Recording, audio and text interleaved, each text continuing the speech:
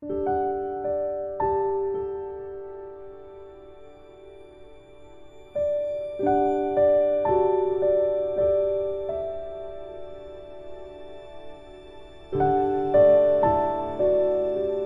આ બોગનવેલની સાથે થઈ ગયા છે એની મેળે મેળે ઓટોમેટિક જ.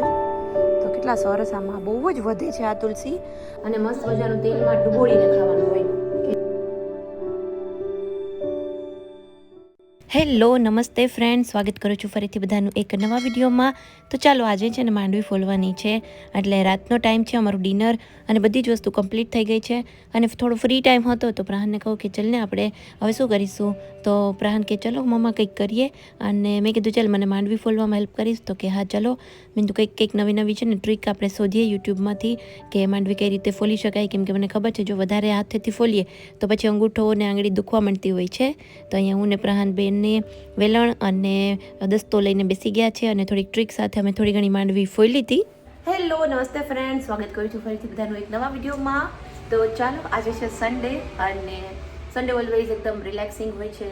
સવારે થોડીક લેઝી મોર્નિંગ્સ હોય છે સન્ડેની, અને મસ્ત મજાનું જો અહીંયા નાસ્તો કરી લીધું છે, ચા પી લીધી છે, દૂધ ગરમ થાય છે અને બસ હવે નાહી ધોઈ અને કમ્પ્લીટ રેડી થઈ ગઈ છું. હવે જવું છે મારે પ્રાહનને લઈને એના હેરકટ કરાવવા માટે, અને પછી ટાઈમ મળે તો મારે જવું છે પાર્લરમાં વેક્સિંગ કરાવવા માટે. હવે જો પાર્લર ખુલ્લા હશે કોઈ તો જશું, નહીં તો પછી કાલે કરાવીશું. સો અહીંયા પ્રાહનને પાસ્તા ખાવા છે તો પાસ્તા પણ બને છે. અને બસ જો આજે વિડીયોની શરૂઆત કરી છે સવારના ટાઈમથી.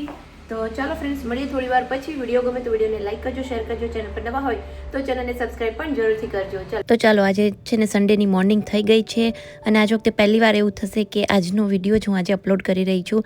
આમ બહુ મને ખુશી થાય છે કે થોડી રેગ્યુલારિટી મારામાં આવી ગઈ છે વિડીયોઝને લઈને. સો થોડું સિરિયસ રહેવું છે કે એવરી ડેનો વિડીયો એવરી ડે પોસ્ટ કરી શકું ને, કાં પછી નેક્સ્ટ ડે તો એટલીસ્ટ પોસ્ટ કરી જ દઉં, કેમ કે વધારે ટાઈમ ન લાગે, 2-3 દિવસ ન જાય, એ રીતની મારી કોશિશ છે.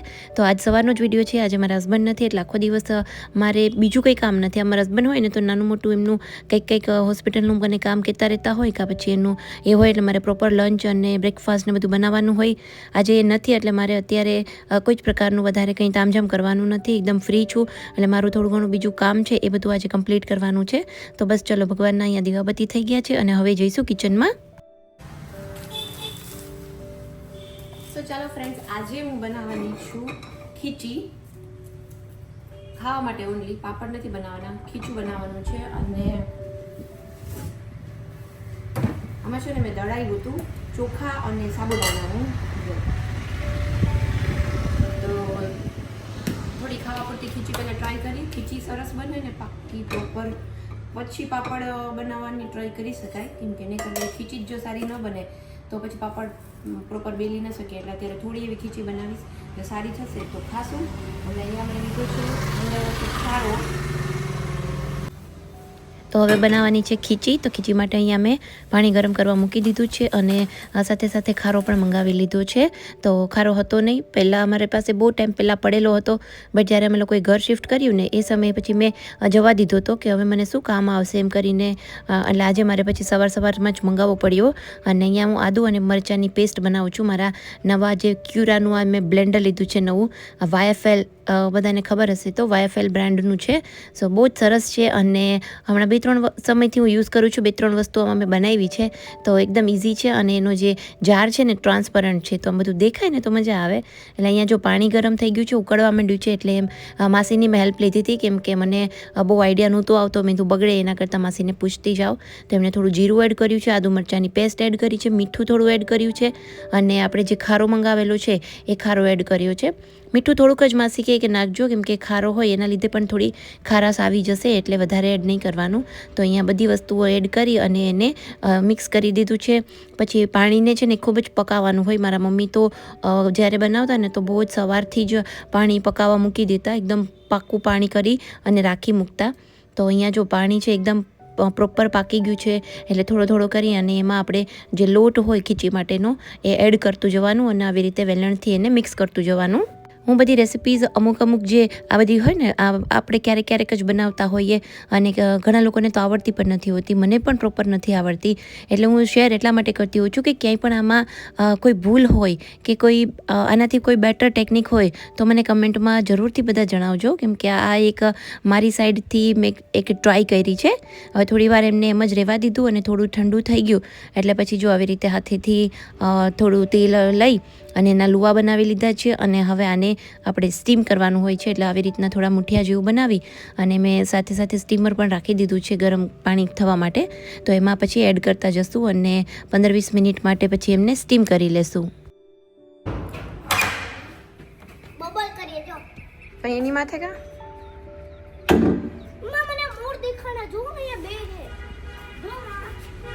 હા તો છે નહીં તો ક્યારના છે ત્યાં તો નીચેથી દેખાય છે અહીંયા રે જ છે. જોયા તા ખાલી આ વાગે નહીં આ પગમાં ધ્યાન રાખજો.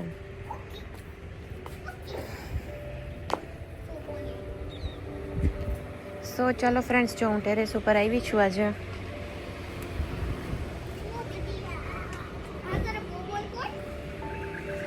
જો સામે આજે પિંક મેરેજ છે,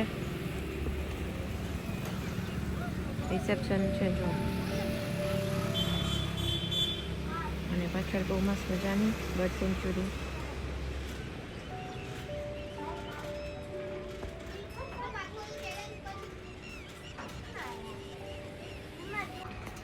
ક્યાં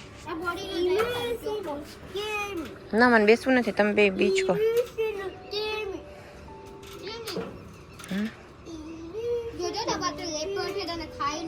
લટકતા નથી ને દિવાલ ઉપર દીકો. તો જો ફ્રેન્ડ, કબૂતર તો આખો દિવસ હોય જો આપણે ટેરેસ ઉપર. આ કબૂતર જ બધા છે ને જવાર પૂરા કરી નાખે છે.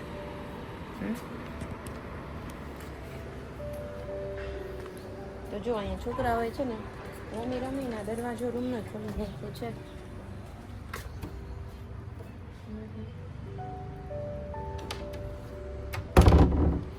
દરવાજો ખોલી નાખ્યો છે એટલે છોકરાઓ રમી જાય ને પછી જોવા આવવું પડે. ઉપર પ્રોપર બધું બંધ છે ને, પ્રહાન તો એકલો હોય ને તો એને બધી ખબર હોય છે કે શું બંધ કરવું બધી વસ્તુ.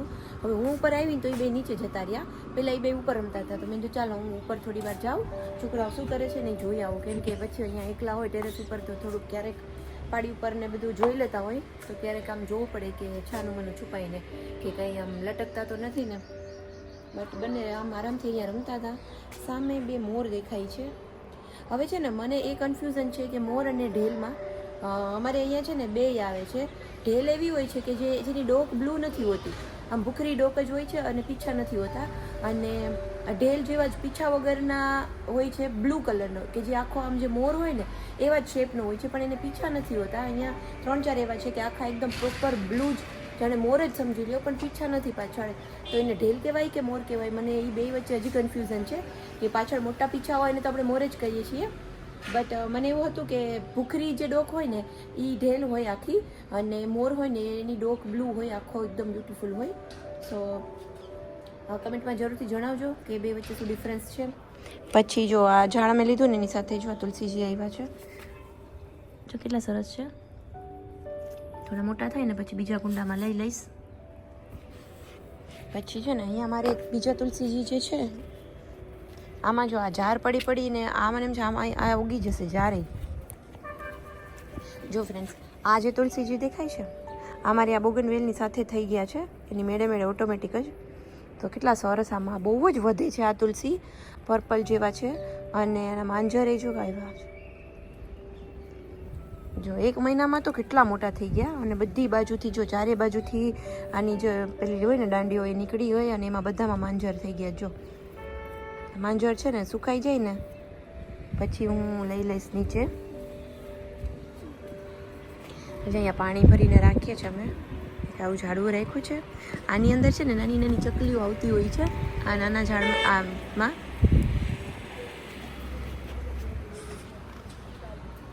તો ચાલો હવે જઈએ નીચે, અને ખીચી બનાવી છે ને તો ખીચી હવે થઈ ગઈ હશે. પછી મારું જમવાનું હતું સાથે તો પછી મેં ખીચી નથી ખાધી, હવે બાફીને રાખી દીધી છે.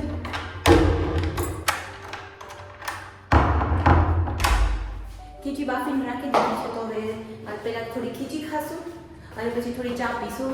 આમ વિયર્ડ કોમ્બિનેશન છે ખીચી અને ચા, પણ ચાનો ટાઈમ થઈ ગયો છે અને ખીચી પણ પૂરી કરવી પડશે. શું કરો છો બે કિચનમાં? શું ખાવાનું ગોતો છો કંઈ? ઓકે, તો રમો જાઓ. ખીચી એવી વસ્તુ ગોતીએ જે ઓરેન્જ કલરની હોય ને ટ્રાયેંગલ હોય.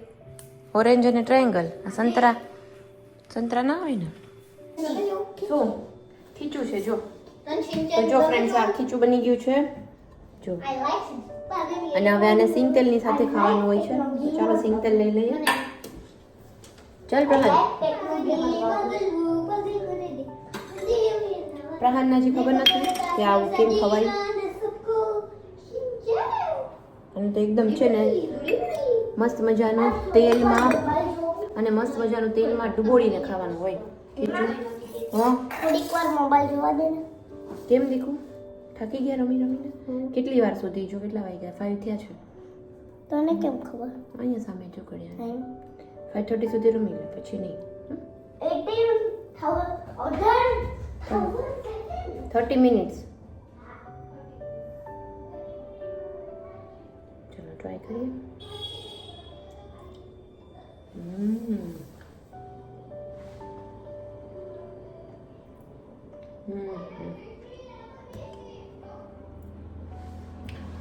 સેમ એજ ટેસ્ટ. અમે નાના હતા ને ત્યારે મારા મમ્મી પાપડ બનાવતા ખીચીના, અને એ મોસ્ટલી સવારે જ બનાવતી. પછી અમે લોકો સ્કૂલેથી આવીએ ને એટલે મારા મમ્મીએ છે ને મારા અને મારા ભાઈ માટે ઓનલી બે લુવા કહીએ ને કે 2 લુવા રાખ્યા હોય ખાલી ખીચીના, બાકી બધા પાપડ બનાવીને રાખ્યા હોય. અને એ 2 જે લુવા એ અમે ખાઈએ ત્યારે એટલો આનંદ આવતો ને ખરેખર. પછી ઘણી વાર તો એવું થતું કે આમ ખીચી જે રાખી હોય ને એનાથી આમ સંતોષ ના થાય કે 2માં શું સંતોષ થાય. મમ્મીને હું કહેતી કે જાજી રાખાય ને એમ, તો કે પાપડી બનાવવાના હોય ને એવી રીતના. અમારા ઘરે અમે ક્યારેય ખીચી એવી રીતે ખાતા નહીં કે ખાલી સ્પેશિયલ ખાવા માટે જ બનાવીએ, પાપડ માટે જ બનતી. પછી હું ને મારો ભાઈ અમે એવી રીતે કરતા કે વણેલા પાપડ હોય ને એ જે તાજા જ હોય, એટલે મમ્મી થોડી ઘણી આડાવડી થતી ને તો પછી અમે વણેલા જે પાપડ હોય ને એ ખાઈ જતા. કેમ કે એ હોય જ તો ખીચી હજી 1-2 કલાક જ થઈ હોય મમ્મીએ બનાવ્યા હોય ને એટલે ખીચી મને એટલી ભાવે. અને જે આમ મેળામાં મળે ને એ તો બધું ખીચું અલગ હોય, કાચું લાગે ને ઉપર મસાલો નાખે ને એમ. આ જે પ્યોર એકદમ ઘરનું હોય ને આ છે ચોખા અને શું કહેવાય સાબુદાણા મેં પીસાવ્યા હતા. અમે ચોખા અને સાબુદાણાના પાપડ બનાવીએ. ઘઉંના પાપડ અમારે ઓછા બને, બધાને ઓછા ભાવે એટલા માટે. ચોખાના પાપડ છે ને ફૂલે બહુ સરસ મોટા થાય અને એકદમ એ જ ટેસ્ટ છે. મરચું મેં નાખ્યું છે આમાં, પણ મરચું મોરું હતું એટલે એનો એકદમ છે ને આમ તીખો ટેસ્ટ નથી આવતો.